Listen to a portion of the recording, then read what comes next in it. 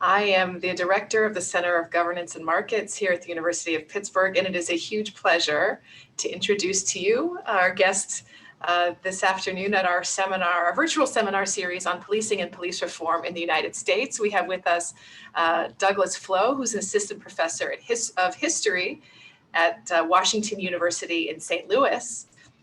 Professor Flowe's research is primarily concerned with themes of criminality, illicit leisure, and masculinity, and understanding how they converge with issues of race, class, and space in American cities. His work has been published in the journal Urban History, the Journal of African American History, and others. And he's recently appeared in a variety of media formats to address police violence and mass incarceration in the United States. Today, he's here to discuss with us his first book, Uncontrollable Blackness, African American Men and Criminality in Jim Crow, New York. And he's going to speak about his book, so I don't have to provide an overview for you. But I do want to introduce to you Professor Brandon Davis. And if you haven't been with us this semester, Brandon has been moderating and leading discussion of this series this semester. And many of the speakers and the entire vision for the series was really his. So we're so grateful for his participation. Brandon is an assistant professor at the School of Public Affairs and Public Administration at the University of Kansas. His research focuses on American politics and public policy, race and ethnicity, and law and society. And he was recently appointed by the governor of Kansas to a state commission that's tasked with studying issues of racial equity and justice in that state. And it's beginning its work by focusing on law enforcement community relations. So without further ado, Professor Flowe, the floor is yours. Thank you so much for that great introduction. First, I want to thank the University of Pittsburgh's Center for Governance and Markets for inviting me for this to be a part of this great colloquium series. Specifically Assistant Professor Davis and Professor Mertajvili and Sophia Sanders for putting this together and for making sure that I had everything I needed for the talk. And also thank all of the participants for being here. It's an honor to have the opportunity to talk about my work with you. And so I'm very thankful to be here. I'm going to share my screen so I can, so everyone can see my slideshow. I think this is a good time to do that. So obviously today I'll be talking about my book, Uncontrollable Blackness, African American Men and Criminality in New York City. You can see the cover here, and I thought it would be interesting to be able to see the picture of the person who is on the cover from the other perspective, which is a part of the larger picture that the cover photo comes from. I'm going to begin by reading a quote from the epigraph of the introduction. It's a quote taken from Malidoma Patrice Saumé's book called Of Water and the Spirit. And he says, "There are times when disobedience heals a very ailing part of the self. It relieves the human spirit's distress at being forced into narrow boundaries. For the nearly powerless, defying authority is often the only power available." So I put this right in the beginning of my introduction because I thought in a lot of ways it embodies the spirit of the book. What I think he means when he says this is that disobedience can be, and sometimes should be, understood as finding one's way around a seemingly immutable power structure when that structure is bent against you. That under certain circumstances, what one might call criminality, and in the case of the book, I call into question a lot of different types of criminality. What one might call criminality can be the only source of resistance. And I want to be very clear here, and I hope I was clear enough in the book, and this is a question that comes up whenever you're talking about criminality. I want to be clear that this is not meant to romanticize crime. I don't think the quote does, and I don't think my book does, nor is it meant to excuse behaviors that may be harmful to individuals or to a society. But it is to understand the source of actions that might be meant to dismantle unequal power systems, whether those things are done consciously or not. And it's also to recognize that in some cases, legal behaviors may be criminalized when those behaviors challenge the status quo. So legal behaviors that may not actually be universally considered criminal, or that maybe aren't considered criminal for everyone, may be criminalized when they're done by people who are attempting to challenge the status quo. So most assuredly, there are instances where the sources of resistance for disenfranchised groups might in fact be criminalized specifically to prevent them from disrupting established power relations. And it is in these cases when legitimate mainstream pathways to normative success are blocked that one might have to reconsider their relationship with the law. And that's what I get from this quote. And I think that really embodies the spirit of the rest of the book. So with this in mind, there's a number of questions that I'm asking. One is, what was the reality of criminality among African-American men? We all know that there were very many race-based and cultural, political, and social forces that reinforced the belief that African-Americans were criminal and needed to be controlled, right? So we all understand this, and hopefully we know by now that this was not true then and it's not true now. But my book is meant to assess the ways that African-American men were criminalized, maybe forced into illegal territory, and how and why some people may have deliberately committed crimes. So looking at the crimes that actually did happen, things that were criminal or things that maybe were criminalized by others. Another question is, how did they conceptualize the reasons and causes of their behaviors that fell outside of the law? And this is the first book that focuses on the history of African-American men and asks the question of what did they think about their own behavior? What did they give as their reasons for committing certain types of crimes or certain types of actions? And in some cases, the question is how they might have deployed the stigma of criminality or dangerousness in order to protect themselves or possibly to gain some measure of power in a world that was tilted against them. Once again, whether they did this knowingly or not. And then lastly, in what ways could we see crime become a site of extraction for resources, for money, or for power, or possibly for opportunities for one to bolster their own sense of identity, and in this case, looking specifically at men, their masculine identity.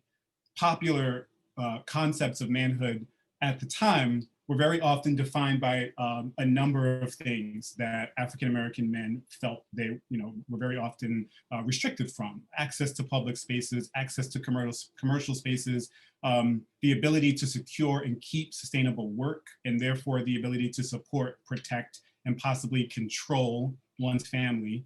Manhood was very often defined by physical force and by a variety of, by access to a variety of types of leisure and consumption. So in each of the chapters in the book, which I'll talk a little bit more about in detail at the end, I explore linkages that the men that I'm writing about made in their own words between illegal or criminalized actions and their own sense of manhood, right? Their own conception of manhood, which very often is couched in popular conceptions of manhood. So as an example, I'll talk about one of the main themes of the second chapter of the book, which is entitled Sex, Blood, Guns, and Gambling, Pleasure, Profit, and Peril in New York City's Black Saloons. The book generally looks at the period from the late 1800s to the Great Depression. So, the Gilded Age into the Progressive Era and up to the Great Depression. But this chapter in particular focuses on the period from 1900 to 1925 or so, before most of the saloons in Harlem were white owned. So I focused on this period so I would be able to see a period when most Black saloons were run by African-American men, which changes when we get into the mid 1920s. Beginning in the 1890s, we start to see that New York's Black population is increasing dramatically. This is kind of like the early beginnings of the Great Migration period, which we very often generally look at as being in the 1920s and after. Civil rights legislation in the state and in the city made race relations seem optimistic when laws like the Malby Act of 1895 integrated all commercial spaces in the state. However, what we see is that white New York is very often pushed against this inclination in a number of ways, including by segregating housing, job discrimination, police brutality. We start to see some wide-scale racial attacks, particularly in the first 2 decades of the 20th century, and reinforcement of old and new racial limitations. And this is why I call the book Jim Crow, New York City, because we very often associate Jim Crow with the South. And although in New York, Jim Crow isn't written into law in the exact same way that we see in the South, we still do see Jim Crow customs seeping into and solidifying in New York City's culture in the early 20th century. So this is a photo taken by photojournalist Jacob Reese in the 1890s for his book on working class New Yorkers about how the other half lives. It's clearly a staged photo, but it shows a parable of the racial tensions people experience in close quarters of New York City. And in this case, the venue is a mixed race saloon, or a commercial space that would be called the Black and Tan. And there are four characters here acting out popular understandings of this tension. Reese was a part of a movement against interracial saloons. He disliked saloons in general. He thought that they were one of the greatest evils in modern society, and definitely in New York City. So he's a part of a movement against interracial saloons, saloons in general, but then particularly those where the races come together. And this photo was meant to dramatize racial closeness. In this case, we see an African-American man sitting on a barrel outside of the photo. This photo is a little bit shrunken down, but below on the whiskey barrel, or on the barrel, you can see that it says whiskey, which indicates that it's in a saloon. Over to the right, you can see a white woman who is kind of, seemingly made to feel uncomfort by the way this man is enjoying the space. And right over her shoulder, you can see the hand of a white man who seems to be attempting to pull her away or protect her from this person. And then the fourth character, which is very difficult to see, is that over here, there's an African-American woman with her head covered and she's facing the wall. I'm not exactly sure what the symbolism was there. We could probably talk about that. But this was a photo that Jacob Reese took to kind of make it very clear, to illustrate for viewers and readers of his book that there was a problematic presence of African-American men and possibly Black women in saloons. Most prominently in this fight against interracial usage of commercial spaces was Committee 13. It was an organization that started for the purpose of investigating illegal saloons that were serving alcohol illegally. And then at a certain point, they started to notice that there was a lot of interracial contact, and they began to focus on that. And so this organization is a middle-class, primarily white organization that is worried about the impact that interracial sex or interracial contact, possibly interracial conflict happening in saloons is having on society, and they're looking to do something about it. So this organization has investigators, undercover investigators fan out across the city, posing as customers in places that they're concerned about. Very often these investigators stop just short of committing crimes themselves, but they're also reporting in detail, giving reports like the ones that we see, like the one that we see on the screen. They're reporting very often on the racial composition of the places they visited. So you can see on this document that they're looking at a place called Gold Raven, which was on Lenox Avenue, and they would often give these lengthy descriptions of what they thought of as immoral or illegal, or when they saw interracial contact in the saloon at the bottom. But I wanted to draw your attention to this inset here where it says conditions in rear room. They were very often concerned about what was going on in the back of the saloon, which was less accessible to be seen from the street, or maybe less accessible by police officers. Sometimes the back room would be closed off. And so they took a census of what they saw happening in these spaces and reported it. You can see here that they look at the number of unescorted white women. In this case, there are none. In this case, also, there are 12 Black women, unaccompanied men, none, and 10 Black men. And then you can see that they look at the couples. How many couples are mixed? How many couples are Black? How many couples are white? This is the sort of thing we couldn't really imagine doing today, but this report reflects the fact that the committee is emphasizing in their investigations, they're emphasizing establishments with interracial contact, and they're working hardest to close those spaces. in many of the reports, there's information about how these groups intermingled. Interracial aspects figure very much into the urgency of closing establishments. So the committee would first make a report like this. Then they would send a letter to the place instructing that place to regain their trust by segregating white and Black patrons. And if improvements weren't made in subsequent investigations, they would put pressure on police to raid the place. And they also had the ability to put pressure on brewers to remove their product from the saloon. So they would try to find ways to shut the place down if they didn't comply with their directions to segregate their white and Black patrons.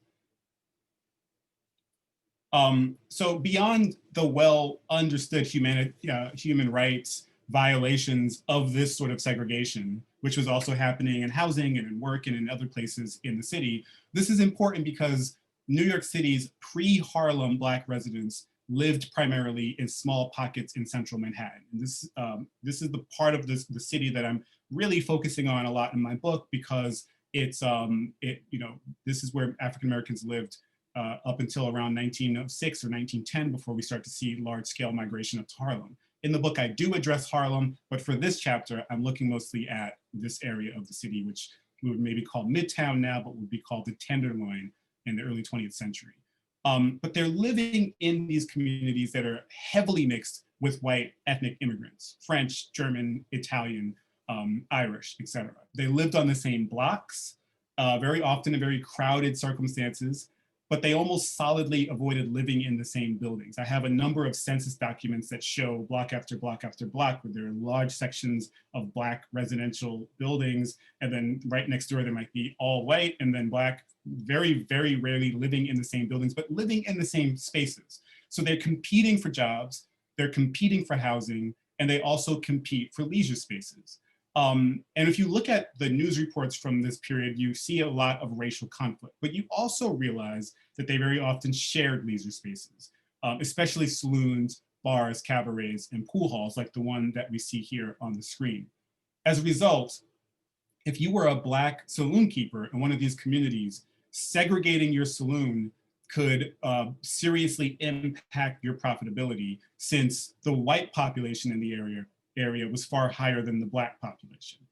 So Black liquor dealers protested the instructions from the COF, the Committee of 14, to segregate white and Black patrons, or to possibly keep white patrons out and only serve Black patrons. They protested this and said that they were being discriminated against by the COF, and also that the strain on their business caused by the oversight forced them to go underground whether they wanted to or not.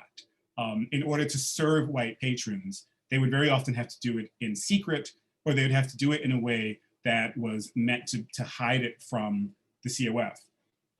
White and Black patrons ignored very often a lot of the racial politics of the time. They were just people and very often didn't want to spend time together. So trying to separate those groups also created problems with trying to please your patrons for an African-American saloon keeper. And so they complained that being labeled as violators for doing the same business that white saloon owners did typecasted them as criminal, and it constantly threatened their livelihood.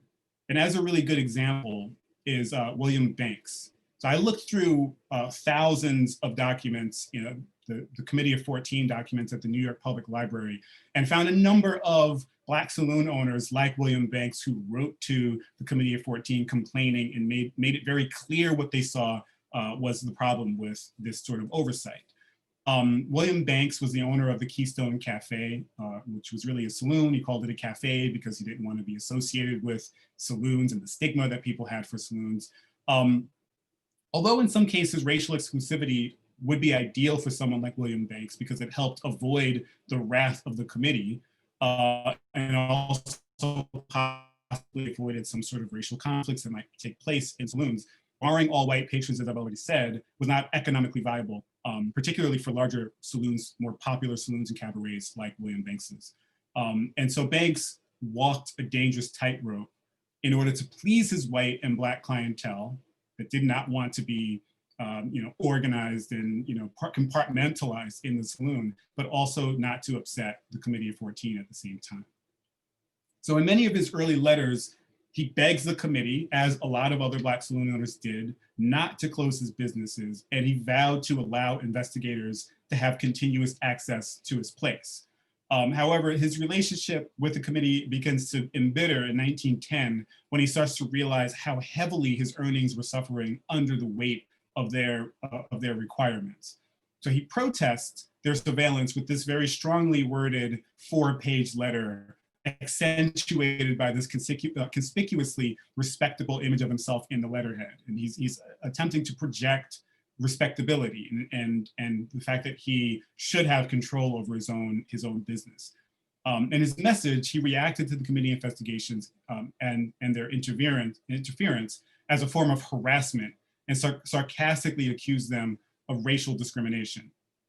So first he mounts his defense in the context of economics by saying, "This business, as you know, is one that patrons themselves make or mar. Unless I cater to their wishes, I cannot survive." So he's making an argument, which a lot of others Black saloon owners make, that I need to be able to serve the entire community and not be segregated because of the race of the people that I serve, and also because of my own race, not have to segregate them. That's going to kill my business if I try to do that. More importantly, for my overall argument about manhood and masculinity, he framed his objections to their constant intrusions in his business decisions as a violation of his manhood. And he says, "I don't want to merely exist, I want to live." And if the signing of that agreement, the agreement that they sent him and asked him to sign and to live up to, if the signing of that agreement is to furnish the former and not the latter, then I decline to live up to it. No man with a particle of manhood binds himself and remains bound when he finds those bonds are detrimental to his best interests, both morally and financially. So what does this mean?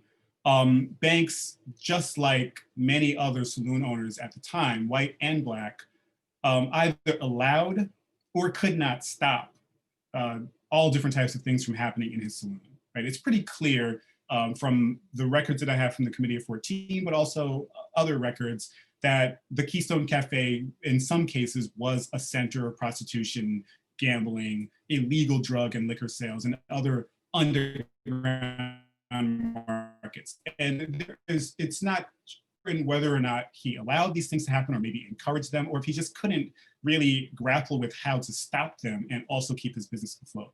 And Banks and others claim that the harassment and surveillance that they received from the COF, in a lot of ways, as I said before, was partly to blame, that it pushed them underground. It forced them to not do legitimate business and not to follow those rules because they would end up going out of business. And that in the process, they also needed to possibly lean on underground markets in order to keep their business afloat.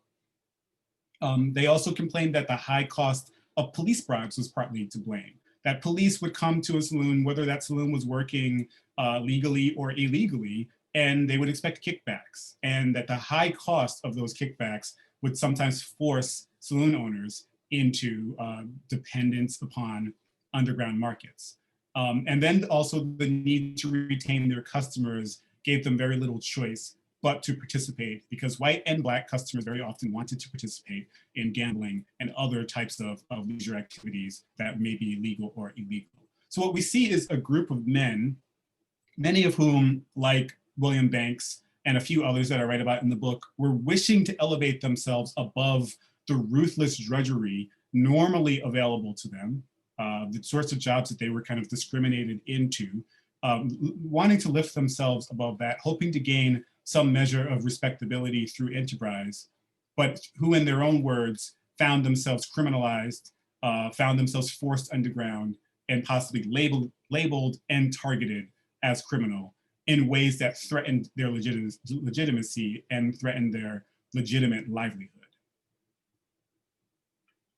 So ultimately, this was only one section of that larger chapter. That chapter has two other sections that kind of dovetail into the argument I'm making about running a saloon. I also write about patrons of saloons and some of the crimes that happened in those saloons and what those things may have meant. But ultimately, through an examination of how African-American men like William Banks and others vindicated legal and illegal responses to oversight, to different types of censure, and to the imperatives of patriarchy, which is something I address in a later chapter. I make the argument that manhood occupied their thinking using their own words throughout the book.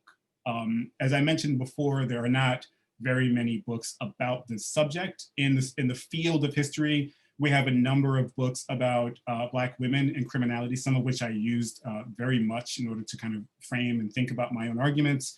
And a number of those authors have actually read my work and helped me think it through. But there haven't been any books about Black men and criminality in the field of history. And so for me, it was very important to make it very clear how masculinity plays a role in all of the things that I'm writing about in all of these different arenas. So in each chapter that I've written, I analyzed a series of spaces where Black men were attempting to forge their masculine identity, and where in some cases they felt pressed to the wall of legality.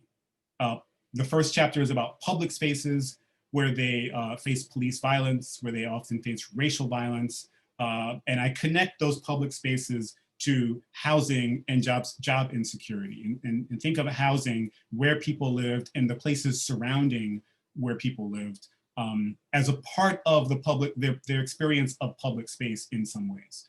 The second chapter looks at interracial contact in commercial spaces of leisure and saloons, the one that I just gave you a little sample from. The third chapter looks at the figurative and physical spaces of interracial sex through the prism of the trial of an African-American man who is accused of abducting white women and forcing them into sex slavery. The fourth chapter goes into the domestic space and looks at Black romantic relationships, the domestic space and the politics of Black intimate relationships. And then the last chapter looks at the carceral state and the imaginations of African-American men, but also African-American couples about rehabilitating themselves. And eventually I theorized that the anti-establishment and illegal behavior by African-American men often signified a refusal to conform rather than personal flaws or deviance, which was very often the argument that pseudoscientific and very often eugenic thinkers and commenters made about African Americans and criminality, that it's very often about a refusal to conform rather than some sort of personal deviance. And that criminality in some cases might stand in for proclamations of masculine identity when the normative mainstream roles that one might play in order to claim masculine identity are blocked for a particular individual. And that also criminality might serve as attempts to flip the script of racial or sexual domination in the interest of commandeering some sort of gendered authority or simply gaining control over one's life. One thing that I emphasize in all of my writing and teaching is how important it is to deal with and confront the present and the future through the study of history. That history, in a lot of ways, prepares us to think about the future and prepares us also to think critically about ourselves, about our individual selves, about our communities, about our customs, about our politics. And I think, definitely, I would say that that's something that is becoming increasingly important, particularly with things that are going on right now. I use the epilogue to make the connections between these scenes over 100 years ago and our current conversations about race, gender, criminality, and police brutality. And so I'll end by reading a piece from the epilogue that I think does the best job of making the connection between the past and the present, making it very clear that these historical instances are not simply stories, but that they are the roots and the seeds of what's going on now. And that in order to really address what's happening now, we have to be able to understand these roots. So on page 193, I wrote, with such a deep, so I'm going to read the larger quote, and this, what you see on the screen is just the end of that quote. With such a deep look at illegality, we can grasp how closely aligned crime and protest often are, how protest takes place is often technically criminal or criminalized by others, while crime frequently happens because of the same issues that make people protest. I'll just pause for a second and say, this is one of the major interventions that I make with my book, is to say that we can understand, not to say that every crime is protest, but that we can, in some cases, understand that protest and criminality can be seen as the flip side of the same coin, because some of the same reasons why people protest have a part in the root of creating criminality. Again, this doesn't mean to say that every crime someone commits is a protest, but it does mean to say that we should be looking at this correlation between the roots of protests and the roots of what we call criminality, or what we might decide very universally is criminal. As a result, a nuanced understanding of the Black freedom struggle must include Black men who have been driven or seduced onto the other side of the law, very often for reasons that are outside of their control.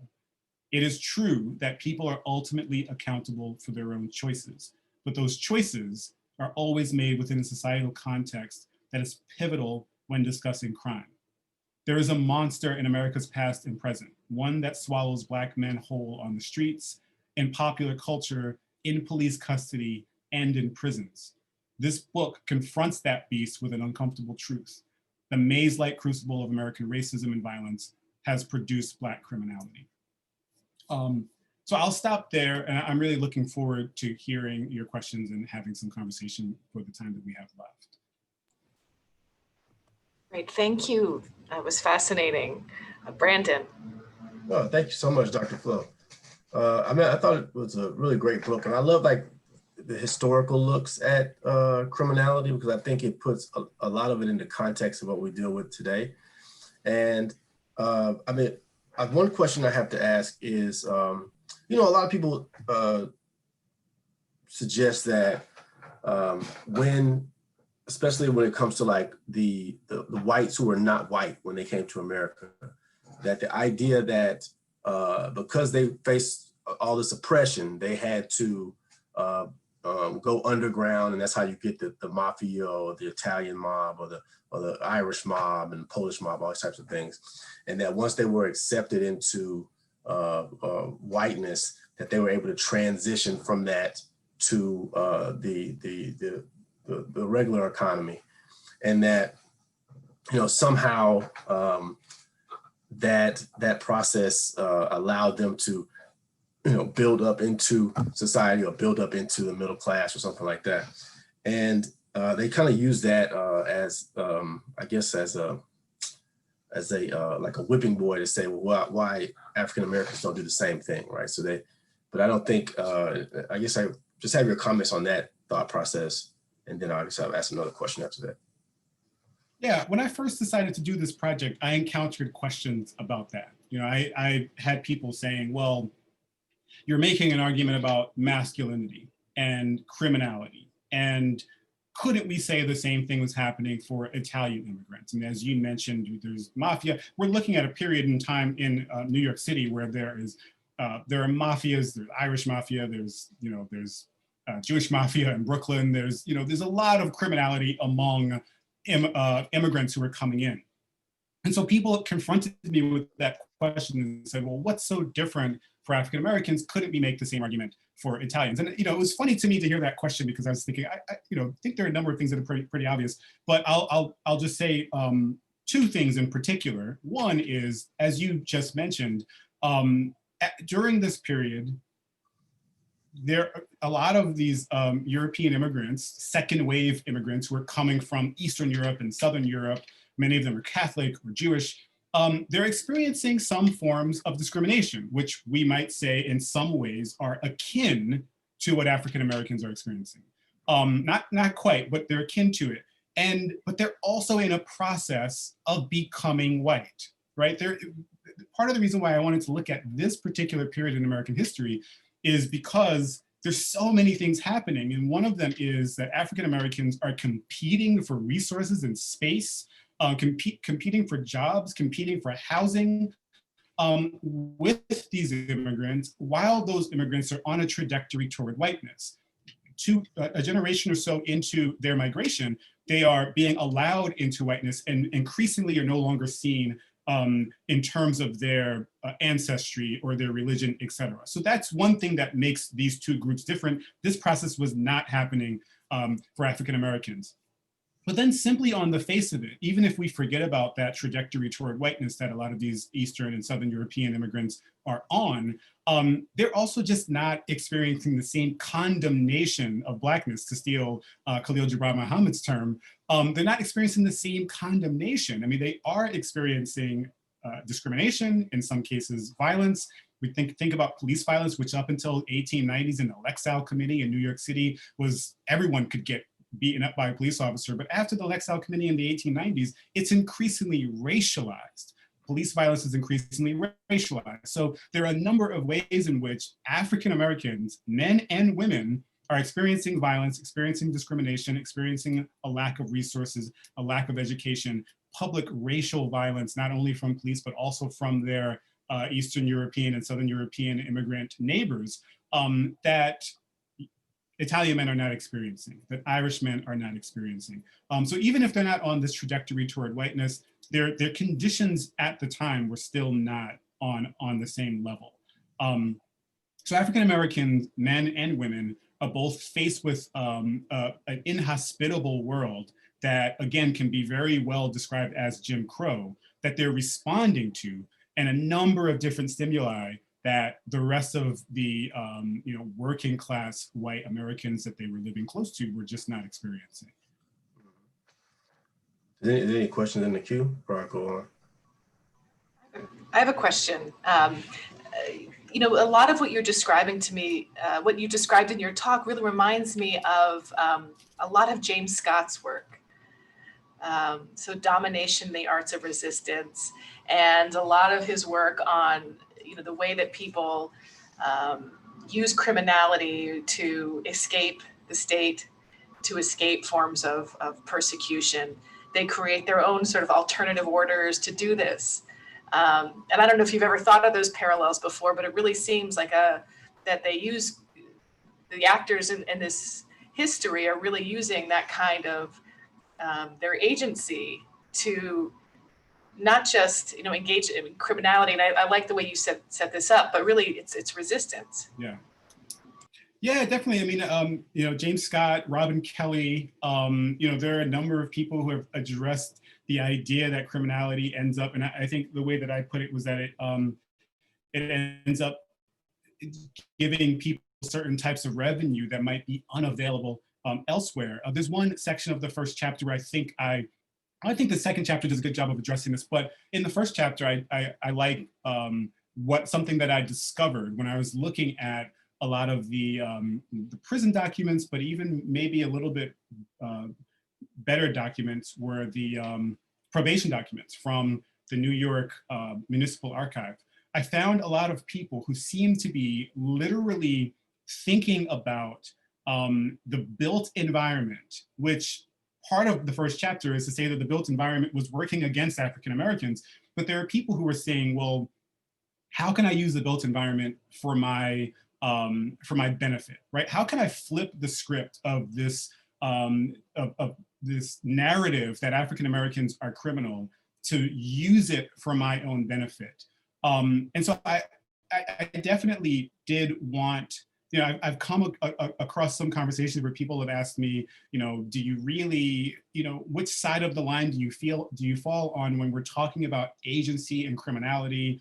How much of it is structure and how much of it is the individual? And I think the book makes it very clear that so much of this is about structure, but it's also about the agency of the individual. People are making choices, right? And I didn't want to take away the agency of the men that I'm writing about by simply saying they're being pushed and pulled by a structure, but also to understand that there are certain types of pleasures, there's certain types of power, there's certain types of control over one's life that might come from committing a crime, that might come from running an illegal saloon, that might come from selling cocaine on the street. That in a lot of ways is resistance, but also it's individual agency. It's someone grappling with their own sense of control over their life. And that's part of the reason why I called the book Uncontrollable Blackness, because these men were living in this panopticon-like societal environment that was meant to control them. And criminality, just as you said, was a method of relieving taking that boot off of one's neck, even if only momentarily. Great, thank you. Ivy McCall. Oh, Professor Davis, do you have another comment, question? Yeah, go ahead. Yeah, I just wanted to ask, I was thinking about, first of all, thank you so much for sharing some of the contents of your book with us. I definitely plan on reading it. I guess I just had a question. I am more familiar with what was going on in New York, like in the 60s and after. And I guess I was specifically thinking about how you feel like your work and your interpretation of the like saloon culture at the time in the 20s intertwines with, I guess, just the broader force of capitalism. And specifically, I was thinking about it in the context of, I'm a big fan of Richard Wright. And I know that he was unfairly persecuted for his association with, you know, like sort of communist movements in the US, and then was sort of forced to expatriate himself for that reason. And so I wonder if you have a sense or just any comments to make on that sort of push and pull between, you know, the pull of capitalism and then the push of like it not being, obviously, in my opinion, the most equal economic system. Yeah, I mean, so that's so one of the ways in which I introduce the entire subject of the book is to start to understand New York City as this global citadel for corporate capitalism, right? You know, and it's only gotten more so, you know, since I lived in New York City. I was born there and I left in 2003, and it's just becoming more and more one of those sorts of places. But in terms of the people in my book, and so we could probably talk broadly about capitalism. I teach a number of classes where I, you know, race and drugs class, for instance, which is more about capitalism than it is about race and drugs. But in terms of the people that are in my book, I see them very often as being drawn to New York City because it is this global citadel of capitalism. Not only the African Americans, but everyone. Everyone's coming to New York City looking for a piece of the pie. And so I guess to some extent in the book, I definitely do spend some time being critical of capitalism when I make it very clear that, you know, there are a number of critical criminologists and, you know, earlier criminologists who would say capitalism in America in its current incarnation and its past incarnation in a lot of ways is responsible for creating criminality, right? Robert K. Merton, for instance, would say that, and a number of other criminologists would say that. In this book, I make that very clear as a foundation for the book and a foundation for my critical perspective in the introduction. But one of the things that I really want to do with the book is understand that the men and women who are coming to New York City, who are looking for work, who are trying to participate in this, you know, the new mass culture of the early 20th century, a lot of them aren't thinking very critically of capitalism. They want a part of it. Right? They're coming because they understand, as most Americans do at the time, that the place to be able to participate in modern American capitalism is in the city, and New York City is number one on that list. And so a lot of them are knocking on that door and being rejected. And a lot of the crimes that people commit are within the context of attempting to circumvent this closed door. So while I may have my own critiques of capitalism, which I think are embedded in the foundation of this work, I don't want to, and I don't think this is what you're asking me to do, but I was careful not to be critical of their desire to be included in modern American capitalism, but to kind of accept it as a principle and understand it that this is something they were looking to participate in. And how can we understand someone breaking into someone's house and robbing them, or robbing someone on the street, or selling cocaine in a cafe as you know, resistance to being excluded from modern American capitalism? Okay, thank you so much. Yeah, this is a great question though, and it's something that I definitely plan to address a little bit more in my next book, which is going to be more about the carceral state in New York State, and about imprisonment and systems outside of prison that are operating with carceral imperatives. But yeah, I mean, for this book, I had to kind of assume an understanding of why someone would want to participate in this capitalist structure. I look forward to reading both books. Thank you. Thank you. Yeah, I think I thought it was reading the book. I thought it was very interesting, the idea of this agency, or this trying to trying to capture some manhood that was taken through this capitalistic endeavors, even if they were black market capitalist endeavors. And it also made me think of parallels today, where people are saying, oh, we have to have tables 6 feet apart, oh, we have to have masks, and they're complaining about how this is a great infringement on their businesses and things like that. But in your book, you're talking about the city sending in spies to places. You're talking about a level of surveillance that is that people read about in spy novels, or read about in 1984 or something like that. And I think that level of state, I would say intervention, but it's not intervention, that's state oppression or state surveillance, or the state using its apparatus to exclude African Americans from legal markets. I think this is a theme that has run through an undercurrent of capitalism in America, right? So you have what you're reading about, what you're writing about here. You have the other books like The Color of Law, The Color of Money, all these things where the state has used these apparatuses to exclude African Americans from the market. And then the narrative turns around to, okay, well, there's a lot of criminality there, there's a lot of poverty there, but the narrative never talks about how the state was the main player in excluding African Americans from the market, and possibly creating the rationale for different types of criminality. One of the major themes or interventions of my next book will be rethinking the beginning of the war on drugs, looking at the early 20th century. There's documented evidence that a lot of people use cocaine, but cocaine became very racialized, very heavily associated with African Americans, and policing cocaine with the Harrison Act of 1914, really, especially in places like New York, but also other places where there are large African American populations in the South and Atlanta, et cetera. Policing cocaine became this very heavily racialized thing. I have trial transcripts where there are white defendants who are being treated as victims of cocaine, and African Americans in the exact same trial are being treated as if they're purveyors of cocaine, and they all play the same roles. And so that's one of the things I'm working on for the next book. But just to kind of think and understand about the surveillance that you mentioned, that there's a certain type of surveillance that begins in the early 20th century with cocaine and opium, especially referring to Asian Americans and Asian immigrants.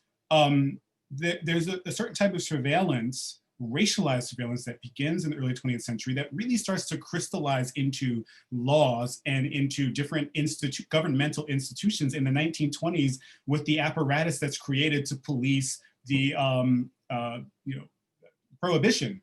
And prohibition ends, but those apparatuses are set in place, those imperatives are set in place, and those precedents are set in place. And they continue through the middle of the 20th century, where cocaine use really kind of dips in the 1930s and starts to come back up in the 60s and 70s. And so either way, what I'm attempting to do is create an understanding that the surveillance that you mentioned, the Committee of 14 surveilling Black saloons, and all of the other committees across the country and in New York that were doing the same thing, policing substances, policing interracial contact, policing sex. Really, there's a straight line from those things into the 1960s and 70s, when we start to see national legislation against drugs, which are being heavily racialized. When we get to the Narcotics Act of 1986, there's a straight line between those things.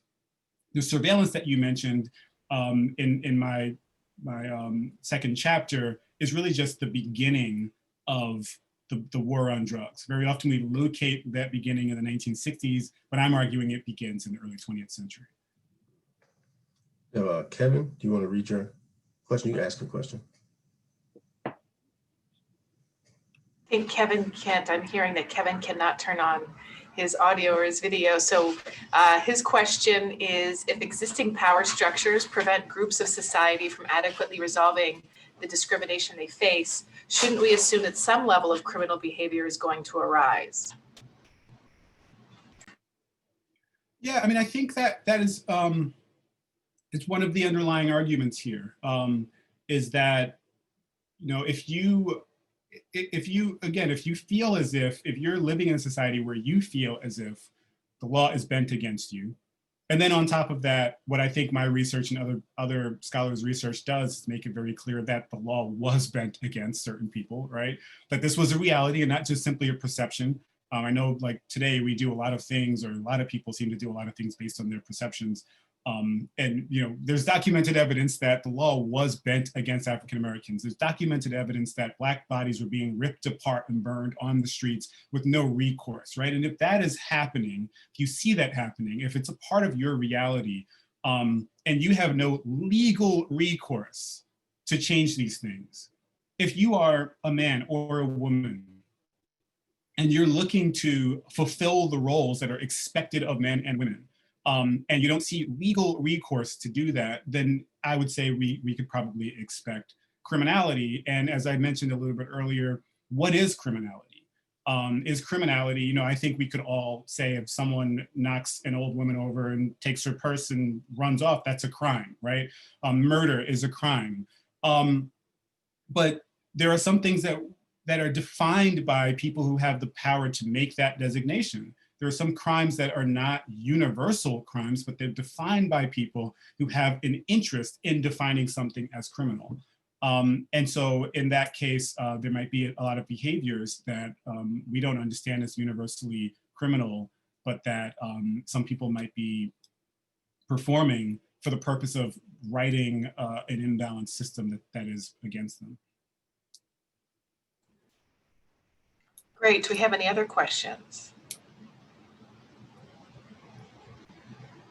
So can you tell us a little bit more about the next book, the next project, and when we can expect to see it? That's a no pressure. Well, yeah, no, I actually have already written 2 articles. They're both in the process of being published. You know, it's really interesting when I think about the pathway that I've been on when researching this book and researching the next book. The original question that I faced when I started this research, I'm gonna answer your question through a little bit of a lengthy detour. The original questions that I was trying to answer when I decided to write this book in graduate school, I was like, I want the voices of these men to be in this book. That hasn't been done. This needs to be done. But how do I do that was the question. A lot of these men were not carrying around diaries. They don't have expensive paper collections at Yale University. Where do I find their voices? And I was very lucky to find that there's this really great collection of trial transcripts in New York City. But trial transcripts are, you know, there's a person who maybe is a defendant or is a plaintiff in a trial and is surrounded by a courtroom. How much truth are they going to be willing or feel comfortable to speak in that context? I found this really amazing treasure trove of prison documents at the New York State Archives. New York State did a really, really wonderful job of collecting and keeping these things safe for over 100 years. I found this great treasure trove of Clinton prison files, Sing Sing prison files, Auburn prison files. But one of the problems that I faced, and this kind of leads on to my next project, is that the African-American men that I found didn't have a lot of material in their files. There was enough material, it was more than I was hoping for, but it didn't give me their voices, right? It's all this information about their time in prison. And maybe, you know, when they leave prison, they have some parole document that they have to fill out and send in each month, but there wasn't a lot of deep information. I moved over to the women's prison files and started looking at Bedford Hills prison files or Auburn prison women's files. And I found that there was more information about the lives of the men, more information about their perspectives in the women's files than in the men's files. And this is partially because when men are being rehabilitated, it's mostly about just finding them, giving them a skill and finding them work and sending them out there and making sure they stay employed. But for the women, they were more concerned about creating true womanhood, right? Like kind of domesticating women. They were more concerned about trying to interfere with their lives in so many different ways in order to make sure that they were maintaining this true womanhood after they left prison. And that obviously is problematic in so many different ways, but it was great for me because that meant they interviewed their husbands, they interviewed their fathers, their sons, their boyfriends. That meant that they went to their houses and wrote up really intricate details about the way that they lived. That meant that they kept letters that those women wrote to their husbands and letters that those husbands and boyfriends and brothers and fathers wrote back. And so I found the men's voices in the women's files. So this leads to my next project, which will be about imprisonment, which will be about the effect of incarceration on Black families, which will be about the connections between imprisonment and the public world. And I have this treasure trove of information that will make it easy for me to transition from this project into that. I have thousands upon thousands of files already on my computer, and I also know where to get the rest of them. So I'll be looking at this, trying to understand from a racialized perspective and from the African-American perspective in New York State, something that Michel Foucault, the historian Michel Foucault, called carceral archipelagos. The ways in which carceral objectives, the objectives of incarceration of the criminal justice system end up invading other institutions of life. Social welfare institutions, the institution of the family, the tentacles of the law reaching into the family of a person who has been incarcerated, in a lot of ways manipulating and troubling the center of gravity for that family, the housing authority, et cetera, healthcare, when it comes to mental health care, especially, understanding carceral objectives, creating these outposts, or what Michel Foucault would call archipelagos outside of the prison. That's what that book will be about. I've already begun thinking about that in terms of health, in terms of mental health, and in terms of the war on drugs, the beginnings of the war on drugs in the early 20th century. And luckily I have the material to continue to do that work. Well, we will certainly look forward to it. And on that note, we've hit our 1 hour mark, and we're just so grateful again to both you, Professor Flowe, and to Professor Davis once again for being with us. It was a real pleasure. And tell your friends, tell your loved ones that this video is being recorded. It'll be on our YouTube site.